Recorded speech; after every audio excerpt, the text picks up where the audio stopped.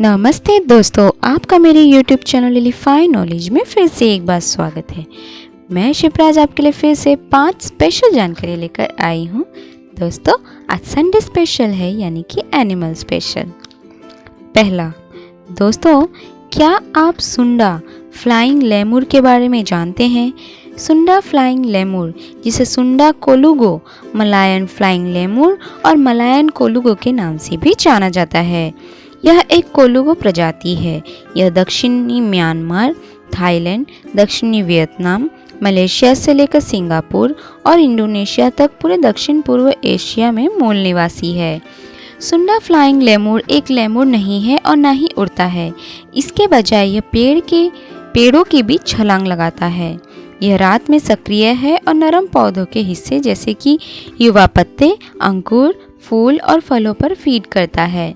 सुंडा flying lemur के शरीर की लंबाई लगभग 33 से 42 सेंटीमीटर है। इसकी पूंछ की लंबाई 18 से 27 सेंटीमीटर है और इसका वजन 0.9 से 1.3 किलोग्राम है। सुंडा फ्लाइंग लेमुर राष्ट्रीय कानून द्वारा संरक्षित है।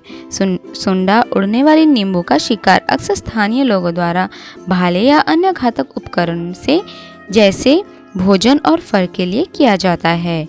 यह फ्लाइंग लीमर या तो एकांत में या छोटे समूह में रहते हैं जो शिथिल रूप से जुड़े हुए हैं।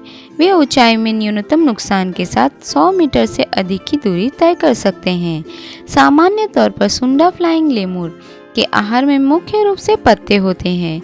यह आमतौर पर कम पोटेशियम और नाइट्रोजन युक्त यौगिक के साथ पत्तियों का सेवन करता है। यह कलियों, अंकुर, नारियल के फूल, ड्यूरियन, फूल, फल और चयनित पेड़ प्रजातियों के रस का भी सेवन करता है। दूसरा, दोस्तों, क्या आप चीनी जल हिरन यानी चाइनीज वाटर डियर के बारे में जानते हैं? यह एशियाई हिरन कोरिया में उपजाऊ नदी के नीचे और चीन में चांगजियांग घाटी के मूल निवासी है। यह हिरन की एकमात्र प्रजाति है जिसमें नर में सींगों की कमी होती है।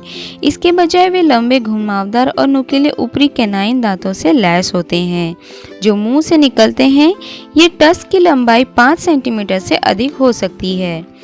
हालांकि पानी के हिरन विलुप्त आदिम हिरनों की कमी के समान होते हैं, लेकिन इनके पूर्वज एंटीलर्स के साथ विकसित हुए जो बाद में खो गए थे। नर कंधे पर लगभग 50 सेंटीमीटर लंबे होते हैं और उनका वजन 13 किलो तक होता है। महिलाओं का वजन 11 किलो तक का होता है। उनके पास एक समान रूप से रंग का कोट है, ऊपर पीला भूरा और नीचे पीला सफेद है। पूंछ बहुत छोटी होती है और कोई दुम पैच नहीं होते हैं। उनके मोटे कोट और फर से ढके कान ठंड बर्फीली सर्दियों के अनुकूलन है।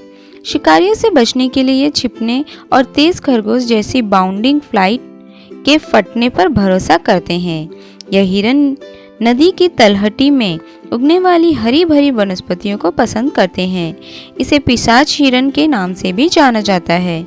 यह पहली बार 1870 में रॉबर्ट स्विन्हो द्वारा पश्चिमी दुनिया के लिए वर्णित किया गया था। तीसरा, दोस्तों, क्या आप बुलडॉग बैट के बारे में जानते हैं? इसे आमतौर पर बुलडॉग चमगादड़ या मछली पकड़ने वाला चमगादड़ के रूप में जाना जाता है। ये मैक्सिको से अर्जेंटीना तक और नियर ट्रॉपिक्स में पानी के पास पाए जाते हैं। इन क्षेत्रों में वे खोखले पेड़ों, गुफाओं, मानव निर्मित घरों या पर्याप्त जगहों के साथ उद्यान के भीतर समूह में घूमते पाए गए हैं। इनमें नारंगी से भूरे रंग के फर होते हैं और सिर से शरीर की लंबाई 7 से 14 सेंटीमीटर और वजन 25 से 75 ग्राम तक होता है, जो उन्हें काफ़ी बड़ा बनाता है। उनके पास अपेक्षाकृत लंबे पैर, बड़े पैर और मजबूत पंजे होते हैं। उनके पंख 60 सेंटीमीटर तक फैले हुए हैं और संकीर्ण होते हैं और उनके कान बड़े कीप के आकार और नुकीले होते हैं। इनमें असामान्य भोजन रखने के लिए चिक पाउच होते हैं। उनके पूर्ण होठ भी त्वचा की एक तह से विभाजित होते हैं जो हरे होठ का रूप देते हैं, जो गाल के पाउच के साथ मिलकर उन्हें उनके बुलडॉग जैसा रूप देते हैं। उनके मैक्सिला और प्रीमैक्सिला बड़े ऊपरी औसत दर्जे के कृंतकों के मजबूत समर्थन के लिए जुड़े हुए हैं। ये कीटभक्षी है, लेकिन इनका मुख्य भोजन मछली है। वे अपने इकोलोकेशन का उपयोग पानी के सतहों पर बनने वाली तरंगों को इंगित करने के लिए करते हैं। चौथा, दोस्तों, क्या आप जीसस छिपकली के बारे में जानते हैं? यह आम बेसिलिस्क परिवार कोरिटोफेनिडे में छिपकली की एक प्रजाति है। यह प्रजाति मध्य अमेरिका और दक्षिण अमेरिका के लिए स्थानिक है, जहां यह वर्षा वनों में नदियों और नदियों के पास पाई जाती है। इसे पानी की सतह पर चलने की क्षमता के लिए जीसस क्राइस्ट छिपकली के रूप में भी जाना जाता है। इनके बड़े आकार इसकी पीठ के साथ उच्च पंख जैसी शिखा द्वारा इसकी सीमा के भीतर समान प्रजातियों से अलग किया जा सकता है। सबसे आम बेसिलिस्क भूरे और क्रीम रंग के होते हैं। नर के सिर और पूंछ पर भी ऊंची शिखाएं होती है।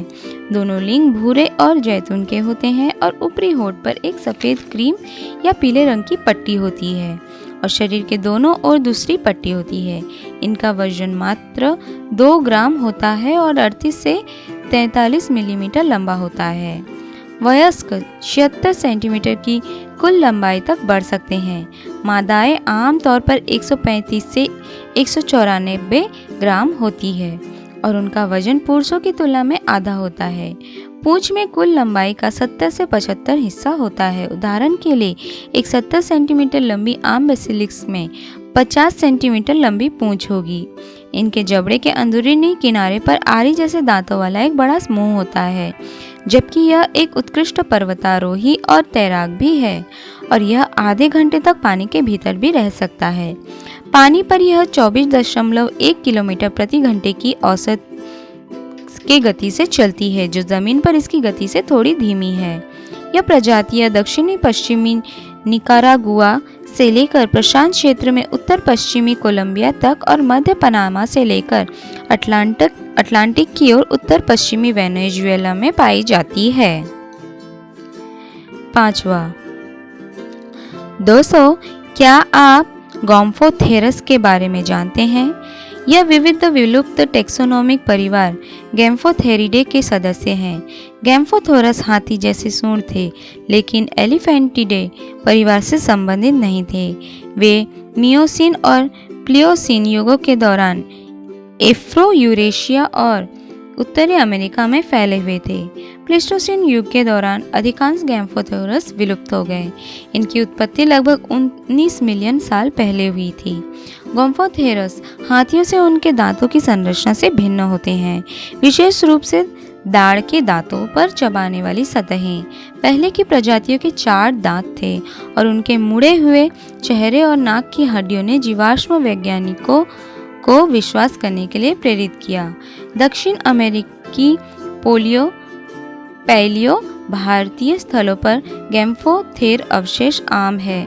उदाहरणों में मोंटे वर्डे, मैक्सिको के क्लेविस के सोनोरा में एल फिन डेल मुंडो साइट पर 10,600 और 1,600 साल पहले के बीच के अवशेष भी पाए गए थे। तो दोस्तों, आज की दी हुई जानकारी आपको कैसी लगी मुझे कमेंट बॉक्स पर ज़रूर बताइए और मेरे इस वीडियो को लाइक, शेयर और सब्सक्राइब करना मत भूलिए।